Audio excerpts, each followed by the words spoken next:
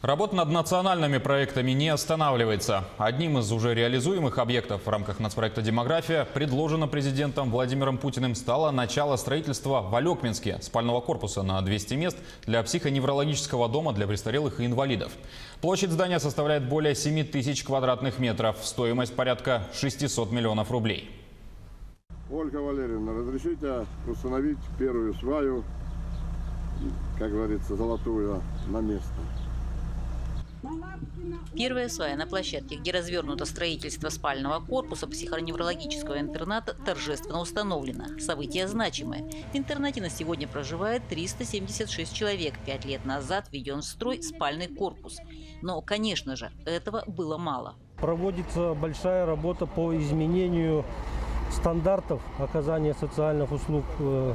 Эта работа вся направлена, чтобы улучшить качество оказываемых услуг гражданам, проживающим в стационарных учреждениях.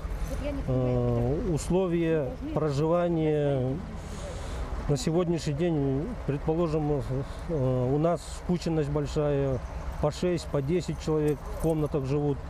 С вводом этого здания у нас по 4, в некоторых местах и по 2 человека будут проживать.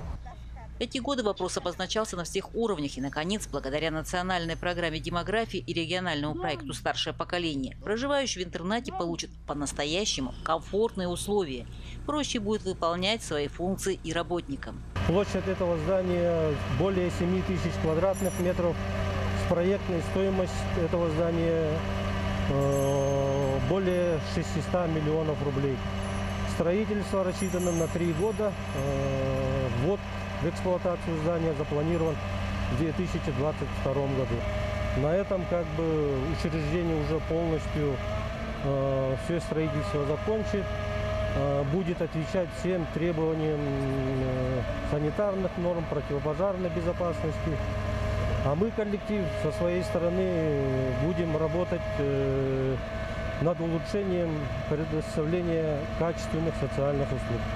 Вся церемония проходила в формате онлайн. Прямо во время церемонии присутствующих поздравили члены правительства.